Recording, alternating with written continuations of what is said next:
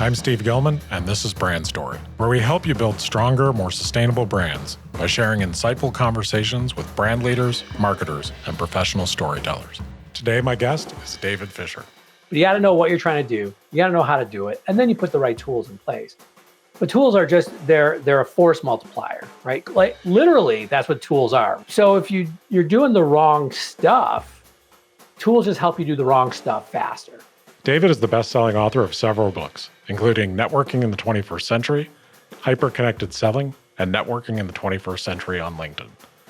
In addition to being an author, he is a keynote speaker, a coach, and an important voice in both sales and marketing. Hey, David, welcome to Brand Story. Thank you. You must be in marketing because apparently I know everything about sales. Great. That's You do. That's good branding. Now, I don't know if I could follow through on that. Yeah, But, well, sounds good. Let's just say you know more than most. Maybe from the school of hard knocks. I don't know. I've made my fair share of mistakes and I've learned from a few of them. I think that's where we do learn. It's just from getting things wrong and moving forward. You've been in sales. I follow you on LinkedIn, and you and I have known each other for a while now, and you were on the podcast before. So it's great to have you back. Welcome back. Thank you. Good to be here. One of the things that I think is so cool that I'm not sure we got into much in the episode last time that I think is really fascinating, I love that you still talk about it, is that your first sales job was like knives, and I think it was door to door. Yeah, well, so technically not door to door. So I always want to make sure I'm clear. We only worked by appointments, but it was direct in-home sales and selling Cutco knives. That is a tough gig. It was, it was an interesting gig, Yeah. for sure. But yeah, it was between my junior and senior year in college, and I was down trying to pay my way through school, and it's my first year living on my own, and so that rent check needed to get paid every month. And I remember, I was kind of always a kid who, would always have 2 or 3 jobs, like all through high school and college. I was that kid. But I remember sitting in an interview and going, wait, if I sell more, like, you'll pay me more, right? So like my results actually have an impact, which, and if you really think about it, for a lot of us, when we start those first high school jobs or college jobs, it's minimum wage, or you get excited about waiting tables or bartending because you might be able to hustle some extra cash. But no, that was my first exposure to getting paid for your paid for your results. And so was very successful as one of their top salespeople and ran the Chicago office for 5 years, and all that was great. But it really was just there's very few opportunities for young people to get legit. And I would almost kind of say like the street ball of sales, direct in-home sales comes out of that tradition of door to door. Yeah. And also just being able to just talk to people who are strangers, ask questions, form quick relationships, find out if what you have is going to solve their problem. I bet you learned a lot doing that. Oh, it was a real world MBA for sure, both as a seller and then running an office for them. And I think that's exactly it is, as I've gone on through my career and had an opportunity to work with individuals and companies big and small, all kinds of industries. And I don't care how many zeros are on the contract. In the end, it's just you talking to somebody trying to, convince them to do something, right? Yeah, and actually trying to connect with them and see if you solve their problem. I can relate because I've been an entrepreneur since I was 14. And the first company I started was kind of like primitive Postmates because, what I did is figured out a way to get Krispy Kreme donuts wholesale. And then I set up a door-to-door donut delivery route. So mine was knocking on doors and asking people if they wanted fresh donuts, and then hiring kids, those wire grocery carts. I had kids pulling them behind bikes, delivering hot donuts at 6 a.m. Hey, that's not even a sales job. You're not selling, you're just offering. Yeah, exactly. I mean, who doesn't want that? Right. You're not there's not a hard sell. It's just you want 1 or 2 dozen, Exactly. Yeah, product is important. So when you have a good product, you're way ahead of the game. If your product stinks, it makes it way harder to sell. Don't we forget that? I mean, if you want to talk about, marketing, selling, branding, whatever, there was this idea that you can put lipstick on a pig, right? Yeah. And it's so funny when people ask me about what they should look for if they're going to go into a sales role. I'm like, is the product good? Right? I mean, yes, I always laugh that I got my start selling knives. I've still got my set in the kitchen. They're that good. And I think that a lot of times we just think, with the right sales process or the right marketing campaign, you can sell anything. But that's actually not the case. right? The market will only bear so many inferior products for so long until it says no thanks. I agree. And then, being a salesperson who gets compensated for their results when you're trying to sell a bad product, you're just setting yourself up for a world of hurt, which is probably why I picked hot donuts, because really, who doesn't want that? You weren't walking around at 6 a.m. trying to sell spinach. You're right. Or exercise. Right. Very difficult sale. So I think that's really interesting, because I really do think, I almost wish that people that were in sales or in marketing, it's so related, and I'm a brand marketer, and I know you spend a lot of time in, really high stakes sales and sales that are of all kinds of different products over your career, but they're very related. You're either trying to create relationship and make someone prefer or want something, or you're directly trying to get them to buy it. So it's always related. But I feel like if we could create a school where someone had to go in home, and if they want to be a successful salesperson, and try to do like by appointment in-home sales or primitive door-to-door donuts, it would do them a lot of good. Yeah, I think you're right. And I think we're actually, to take this even more broadly right now, I'm sure we'll talk about technology and AI, all this stuff that's happening right now. In the end, the sellers that are going to be successful are the ones that can connect as a human being, right? Like I learned as a 20-year-old kid, all right, I got Mr. and Mrs. Jones sitting across from me. To your point, I've got minutes, not to become best friends with them, but to build, the know, like, and trust, right? That old school sales adage, all things being equal, we do business with those we know, like, and trust. And human beings, I remember, I forget where I first encountered this idea, but human beings were wired for connecting, right? We have these huge brains, not to do differential equations, but to navigate human relationships.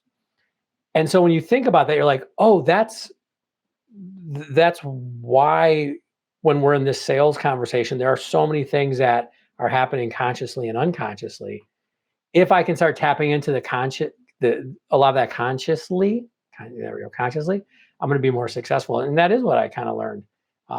And hopefully to sometimes successfully, sometimes not. I still bring that into the work I do today. Yeah, I think that's really cool. And you had a post, it may have been today, man, or yesterday, where you talked about like mindset, skill set, tool set.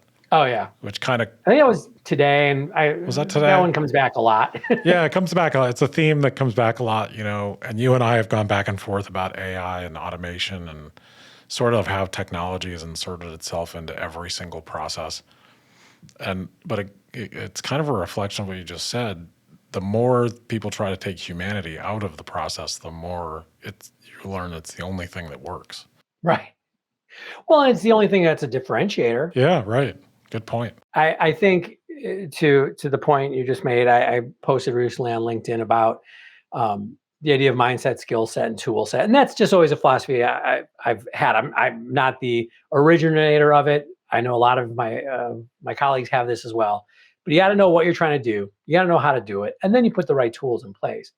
But tools are just, they're a force multiplier, right? Like literally, that's what tools are. What's a lever? What's a pulley?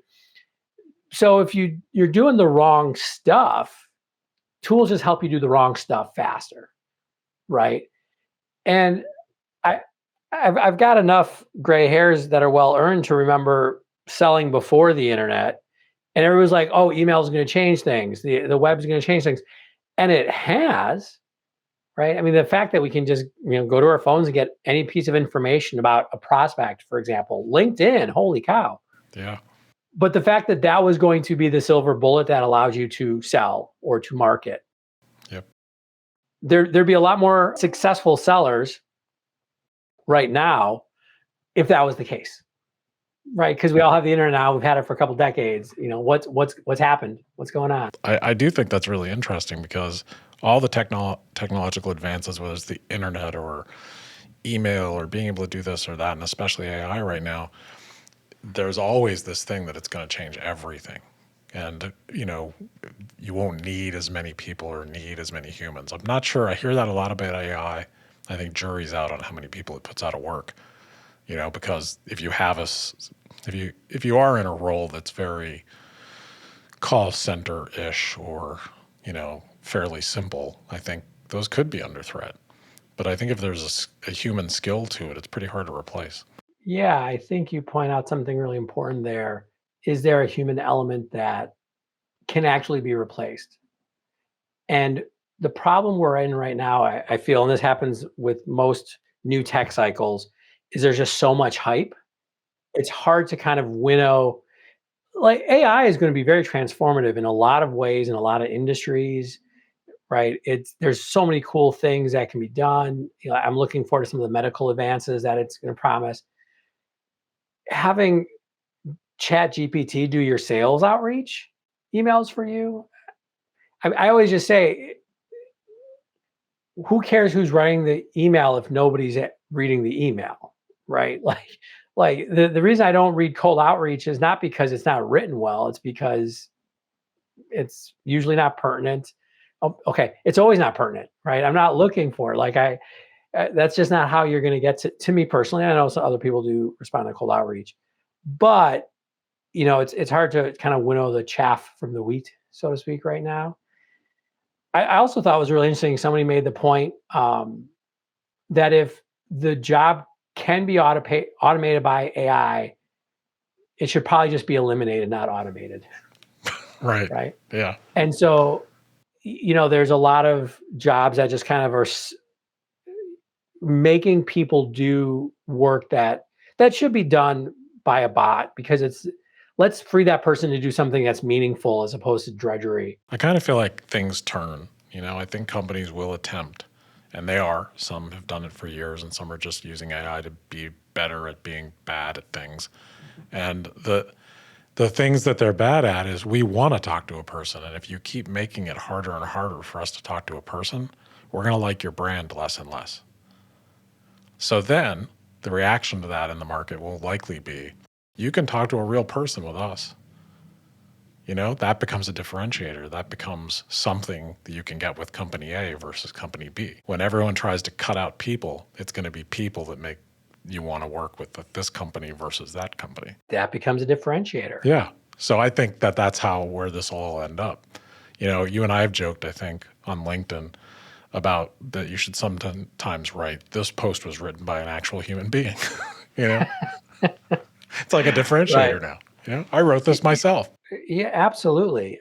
I think one of our opportunities is to really start to leverage, and the problem is when we say leverage our humanity, that often gets so vague. Like, what does that mean? Right. But one thing I remember having a conversation with another one of my favorite Steves on LinkedIn, Steve Watt, and we were talking about point of view, right? And the idea that point of view can't be outsourced. And so I do think, even in getting very practical, what does leveraging your humanity today mean? It's going out as a marketer, as a salesperson, as an entrepreneur, and having that point of view, that perspective. And it doesn't have to be controversial or loud or anything, but it has to be unique to you, right? I mean, I started selling knives as a 20-year-old kid. That has colored my profession. We were talking about it, right? I played in a band for a long time. I managed the band. I ran my own business for a long time. That is part of my unique perspective and that I bring to me right now. Somebody else could be just as successful doing what I'm doing, but they have a different point of view. And I think that if we want to cut through the clutter, that becomes so important. Yeah, and I think that's what, I think you and I talked about this last time we talked, but I talked to Steve Watt about this. He was on the podcast too. I love Steve Watt. People forget that people buy emotionally. We don't buy because it's even the right product or a good idea, or we usually buy things because we feel that X, Y, or Z. We buy because we feel like it's something that we want, or this thing meets our needs, or I feel like I would like to work with David. Why do I feel like I want to work with David? So maybe there's another guy I could work with, but I still want to work with you. That's going to be because of the mixture of all those things you just talked about. Like I remember just from your posts, I remember that you used to sell knives way back when as your first job. You talk about it now and then. You talk about gardening. I know you garden. You talk about like, I think you go down to St. Thomas or somewhere and do some kind of instruction in the islands. Oh boy, you're gonna talk, yeah, going to the Dominican Republic to teach Zumba. Yeah. Like, man, when you posted about that, I was like, okay, that's a facet I didn't know about him. I don't talk about that on my LinkedIn profile, yeah, but that Yeah. But it was so cool, And I just think that that's what, you start to get, it's like a brand, because I work in brand. That's all your differentiators and all the unique things make up you. So if I need help in what you sell or what you can offer, the story that I tell myself is going to have a lot to do with those things, those personal human things that you do that make you you, that appeal to me for some reason, whatever that reason might be. exactly. I learned early on. We buy emotionally, or actually, a better way of saying it is we make decisions emotionally, we rationalize after logically. And I learned it selling knives. It's the amount of knives that I sold because the set would look good in their kitchen. Right. Yeah. I used to actually carry the full thing. I actually invested as a brand new rep. I got like the whole beautiful setup. Like I'd show up with like a backpack, another carrying case. Like I was like, I'm moving in. But I realized that if you put it in their kitchen, like, and this sounds, I mean, it's many of your listeners that they're not going to their customers' kitchens, but you'd like put it there and just be like, that looks good. And you'd see people go, yeah, that looks nice. Yeah. And then it's about the story that they tell themselves about what the knives say about them. Yeah, exactly. And then you go, hey, let me get you a good deal, and these will last forever and guarantee all the things that do make it a good product. But that's what they tell themselves 2 days later when they're like, why'd I buy those? Oh yeah, that's right. I love to cook. Yeah. And I got a good deal and he saved me money and he was pleasant and all the things. But I think, whether you're in somebody's home selling something or it's marketing or it's sales, wherever in the process it is, it's the stories that people can tell themselves about the thing and not what you're hammering them with benefits and proof points that matter. So one of the things that I've noticed, you help people. I think you do. I think you help people be better at networking. Every post you do, if you read anything on LinkedIn, I've followed you on LinkedIn for years now. So anyone listening, go follow David on LinkedIn. We'll have a link to his profile. You're a natural storyteller. So most people who are either good at sales or good at marketing are natural storytellers. They see the world in terms of story. And I think that's one of the cool things you do in your posts, because you don't just tell me like, hey, it's smart to do this, or it's good to think of this. What you do is you tell a story, and that story is memorable to me. And then I learn something, but I'm also entertained, and then I get an impression of you and what you care about. So is that something that came naturally, or did it kind of sort of just start to happen as you grew into your career? Were you always like that? That's a good question. Yeah, I don't know if I'd use the word naturally. I think like many people who get attracted to sales, I like to talk. Sure. To tell those stories. Telling stories is a very nice way of saying, yeah, that guy just won't shut up. Yeah. But I do think it's a little more intentional. Yeah. Right. And I think, in fact, good. There's always this idea like, are good salespeople, are they born or made? And you can. I do think you can have some inclinations or some natural tendencies that will help you along. But I've met people who you would never go, that's a top salesperson, and they just like knock it out of the park because they get this intentionality of doing exactly what you're saying. I'm going to tell a story. I'm going to let them connect with that story. And I think the big thing that I learned as a young salesperson was not to tell the story about me, but to tell the story about them. Yeah. Right. And it's hard to do that all the time. I'm still, but we'll use LinkedIn as an example. When I do post, one of the things that I've actually learned this from stand-up comedians of all people. I love watching stand-up comedy to learn the craft. Like you go to the granular because ironically it's the granular that we all get. Right. Yes, we all have the same broad emotions, but I was watching Sheng Wang, great stand-up comedy special. I'm actually rewatching it. And at one point he mentions the greasy dust on top of a refrigerator. He goes, that's the forever dust. That's going to be oil one day.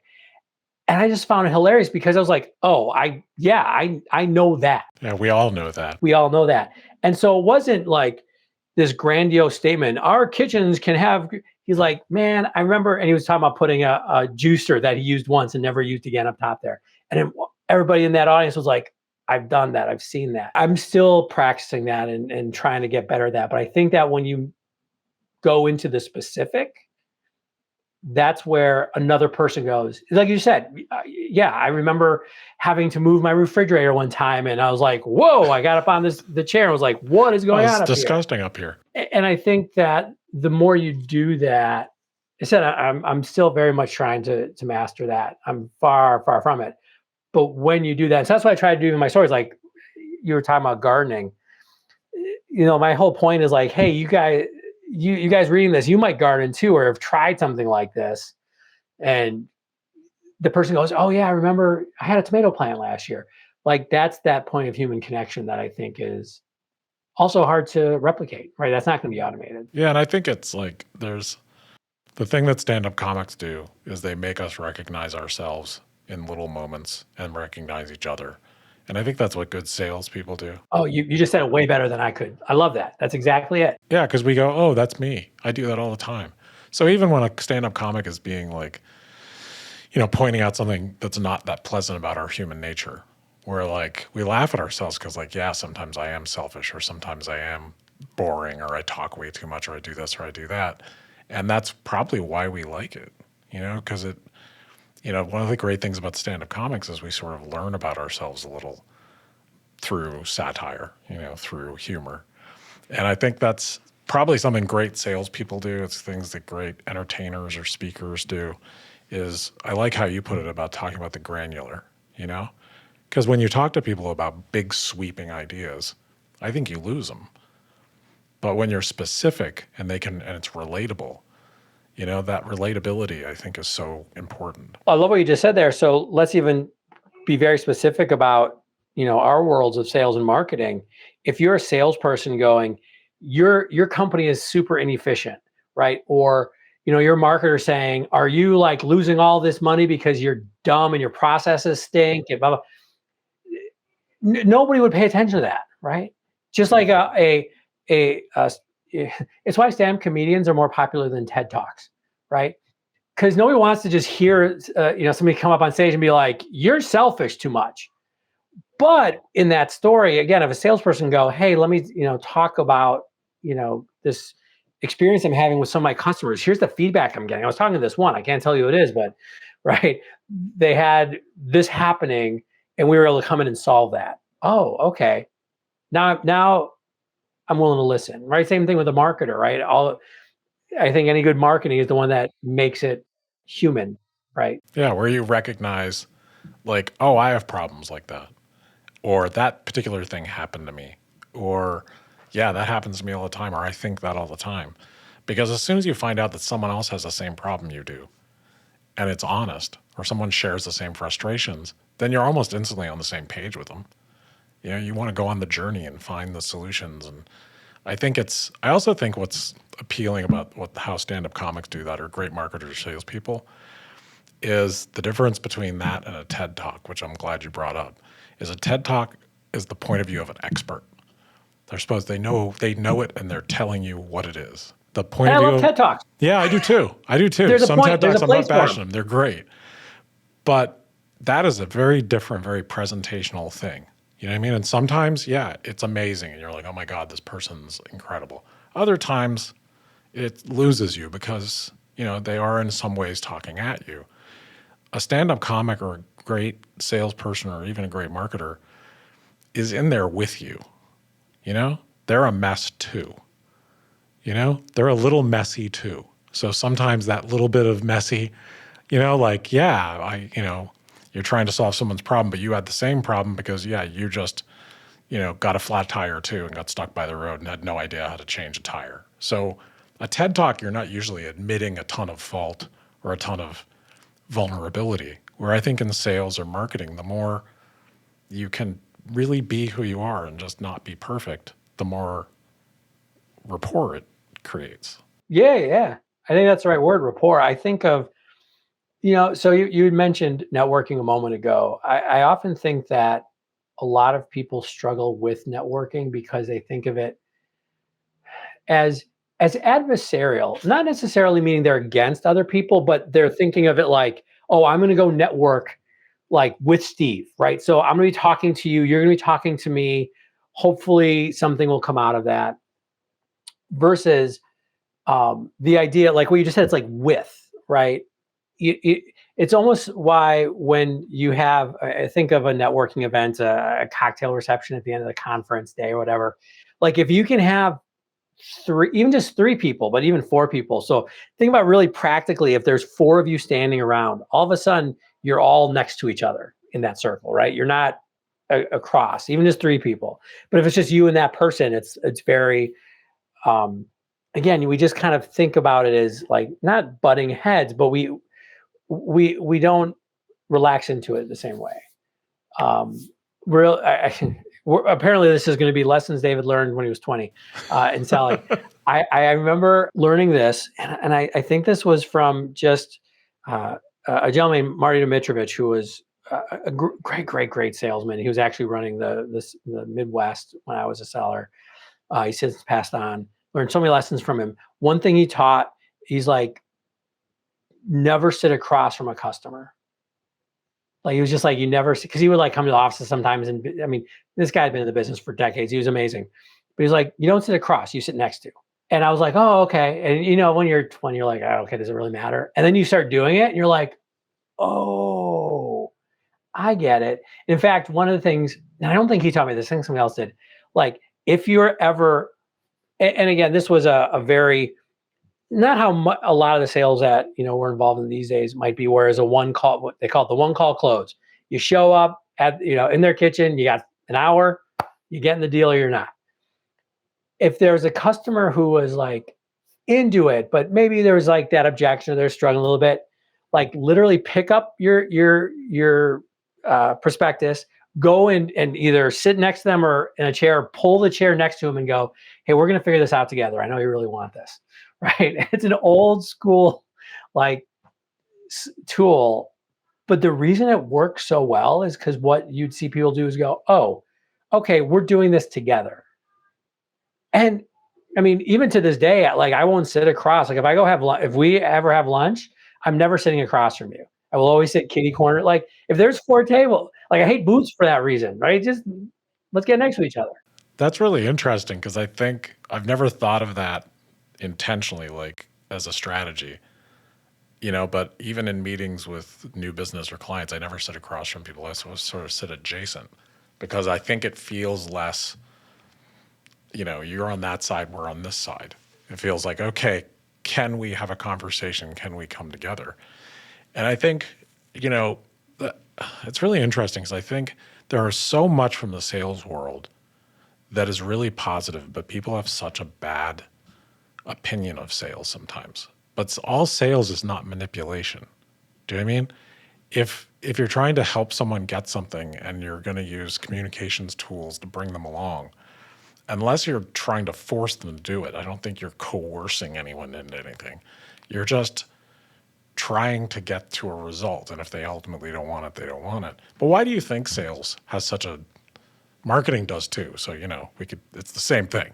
People either hate marketing or they hate sales because probably they don't understand it. Yeah. Well, and I think you touched on something there. I mean, we could talk for hours about this, right? I mean, now we're talking about sociology and psychology and all these things. We'll bring it back to networking in a second, but yeah. Well, it has a huge impact on networking because if you think about networking it's selling ourselves. Yeah, right. Right. At its core, that's all networking is, whether that's to get business, whether that's to get that next job. Like I've had friends who I'm like, you want a new job, you need to be networking a lot. Oh, I don't like going out and selling myself. I'm like, if you're not going to sell you, who is?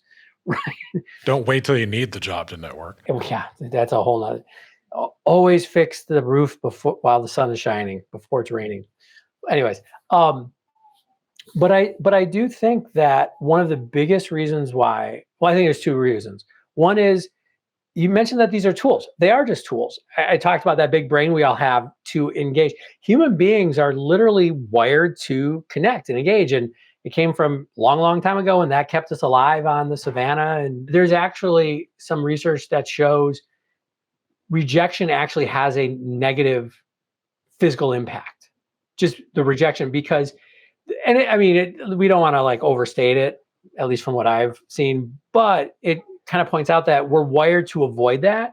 We're wired to avoid rejection because we want to make sure that our clan, our tribe, whatever, still likes us and will take care of us. But because we have this, they're powerful tools, right? So one, I think we're scared about the fact that these are powerful tools, which leads to number two, can be misused and often are, right? And all of us have been hoodwinked. We've all had buyer's remorse. Every single person. The top salesperson is like, oh man, why did I buy that? Or how'd they get? So there's that fear, right? That somebody's going to make us do something that we don't want to. When in the end, nobody made us do anything. Like, I actually don't think good sales is about making people do anything. I used the word convince earlier. You're not going to convince somebody to do something they don't want to do. That's not how it works. Yeah. And, sometimes people make bad decisions. Sometimes people get influenced by salespeople who aren't ethical. It doesn't mean that there aren't a ton of ethical salespeople and marketers out there. It's just like you said, any tool that someone can use, they're going to use in a white hat way, and they're going to use it in a black hat way. And, part of having those experiences when you get hoodwinked or when someone manipulates you in whether it's a marketing or a sales situation is that you get to learn from it, because it's all around us. It's in the media. It's everywhere. Language is powerful. Being persuaded is powerful. I think when you have those experiences, it's like any life experience. It's really good for you to have those experiences because they're coming again later. They'll just keep coming. Something you said that I think is really interesting to take to the world of like networking on LinkedIn or networking period is the idea of sitting beside somebody instead of across from them. Like you just said that a minute ago and it's just turning over in my head right now. Like when I think about your content. My job here is done. Sorry. Yeah. And we're out. Mic drop. Doesn't work as well with a clip on. No, it's it not doesn't. like impressive. I really like that a lot though, because it's like, when you think about content or being on LinkedIn, the people who I don't want to hear from anymore are the people who are coming at me. They're right across from me. They're either telling me something, but they're not really sharing. They're not really like, sitting next to me, having a conversation, batting some ideas around. So how do you bring that idea into your content? Because I think you do it pretty well. So I think there's a couple things, because that is, and thank you for noticing, that is an intentional, right? That is a goal. I think a lot of it stems from the idea of at versus with. Don't talk at people, talk with people. You talk about LinkedIn or regular networking. Nobody wants to be talked at. Nobody goes to, like, if you are in an offline networking group, whether it's a chamber of commerce or a conference, whatever, nobody's like, oh, great, here comes Steve. He just talks about himself constantly. So I'm so glad. And we all know those people. By the way, if you don't know any of those people, you might be it. You might ask for some constructive feedback. You might be that person. Yes, exactly. But no, that's where it really comes from, is that, and we think about selling. I did like to talk. Here's a story. I remember, and I was very successful as a salesperson, kind of right off the bat. Selling my knives as a 20-year-old kid. I thought I was like all hot stuff. My manager came with me one day and did a little training. He's like, I'll just watch. I'm like, oh yeah, that's great. Let me see how good I am. I didn't sell. And we walked out. He's like, oh, I would have probably sold her the entire set. And of course, I'm like, oh yeah, blah, blah, no, whatever. And he goes, let me tell you all the signals you didn't pay attention to because you were too busy talking and telling. And he literally boom, boom, boom, boom. And I remember that. I was like, all right. But I have found that to be more successful for me professionally. And then especially, in my coaching and training career, even looking very specifically at LinkedIn, people are always like, what should I share? What should I share? And I'm like, well, don't share because you think this is important. Share because you think you can start a conversation. It's very specific to that piece, that LinkedIn piece. It's like, I do think, okay, what can I say that will get Steve Gilman to give me like his opinion? And maybe maybe he'll do a comment on LinkedIn. I mean, that's always the grand prize, Steve Gilman, But most people aren't going to. But again, even if I have just had a little drop in the button where she was like, "Oh, that's interesting," okay, and scrolls. Yeah, like that's all we're trying to do on that specific platform, in my opinion. There's a lot of ways of using LinkedIn. There's not one right way, but I think for a lot of us who are trying to cultivate that brand, that reputation, I talk about becoming a sales Sherpa. That was in the hyper-connected selling. This idea of like, how do you position yourself before they become a prospect, before they become a buyer? I think that happens in different industries for different people. Once you've experienced someone, if you know you can trust them and you know they're going to sit beside you and go through the journey and not take advantage of you, give you good advice, then yeah, that person's going to earn your loyalty. And I think that's what earns all loyalty, is that kind of thing. So, it's interesting because in marketing, I always look at marketing from the point of view of hospitality. So I grew up working in hospitality. I worked in restaurants, fine dining. I worked in really formal restaurants. And there's an element of sales. You're a waiter, like you mentioned, you're working for yourself. But I didn't go out thinking, how many appetizers can I sell to make X amount of dollars? My mindset that some really good mentors taught me is, how can I make sure that people have a great time? How can I help them have a better evening so that how can I make it easier? How can I notice the thing before they notice it? And if you think about marketing or you think about sales as well, when you show up with that intention, like, how can I make this easier on you? How can I help you? Like, literally, it's not about me making the sale. It's about me trying to help. That is like marketing and sales magic, because I think people know the difference, even if they don't know it consciously. They sense it. Oh, there's so many signals we pick up, right? Yeah. If you know when somebody's just looking at the bottom line. What I think is interesting about this, and I think this often doesn't get said, because I think often there is this mentality of sales as service, sales helping enable that great event, which I think is 100% accurate. I mean, that is actually the approach I have. What often gets left out is, it's okay then to quote unquote sell them, right? It's okay to ask for the business. I mean, I ran my own shop for a long time. I had no problem to your point, if you knew that a great evening meant they got that fancy dessert, you're gonna be like, I think you should get this, because everything you're telling me, like, get this, or hey, why don't you get the surf and turf tonight? Because that, you just said you're celebrating an amazing evening. That could be part of it.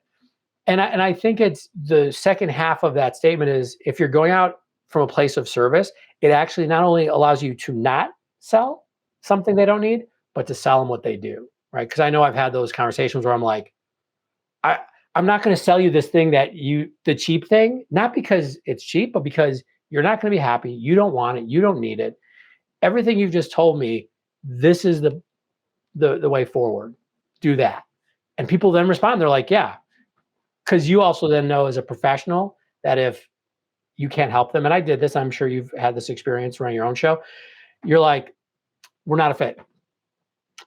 Can't help you. Let me introduce you to somebody who can. Yeah, it's not really what we do, or I don't have a solution to that problem. Which I think when people say they can solve something that they can't, that'll get you in a lot of trouble. But I love what you said there, because there's something there about not being neutral.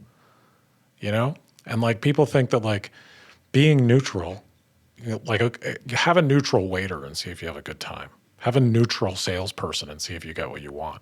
So a good salesperson, a great salesperson, is a guide. And if I show up and I'm going to buy a house, right, which I have done, big purchase. I have a real estate agent. She was great. She was trying to sell me a house, but I knew she was trying to sell me a house, and I wanted her to sell me a house because I wanted a house. Now, if she was neutral about it, she would have had no opinions. But she's got 25 years of experience. So things that I thought I cared about, she would be like, I don't know if you're going to care about that much. Or things I didn't care about, she's like, actually, this is pretty important. So she was far from neutral. And that's what I was taught in fine dining, was like, you got to go out on a limb. These people aren't here for a neutral experience. They're here for a guided experience. So do it well, but be consultative, which means I'm listening mostly and being like, you guys love wine, and we have this one dish that's going to go with the kind of wine you like. and I think you're going to love it. But if I just sat there and was like, I don't know, what do you want? Yeah. I mean, that's the sales Sherpa experience that I'm talking about. It's like, you've got to be that guide. And you talk about waiters, like I'm actually, and it doesn't happen a lot. I always like when a waiter's like, don't get this. Yeah, me too. I love it. Right. Hey, we're known for this. It's super overhyped. It's not that good. It's not that good because I've worked in restaurants too. I know your whole menu's not great because I was on this if I'm somewhere where I've never been, I can't know that, but you can. Right.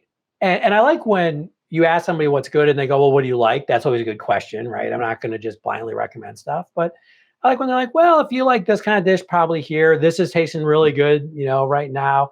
Hey, stay away from this. Yeah. I think it means a lot to us because it's some of that connection you were talking about. Like when someone's willing to go out on a limb, ask us a few questions, listen, and then give a recommendation. We don't have to take it, but I sure appreciate it when it's done. And that sales Sherpa idea is in your book. Yeah, hyper-connected selling. Hyper-connected selling. I remember reading your book and seeing that concept and just being like, damn, I love that. So if anyone listening hasn't read David's book, we'll have a link to that too. He has several books. Every single one of them is really good.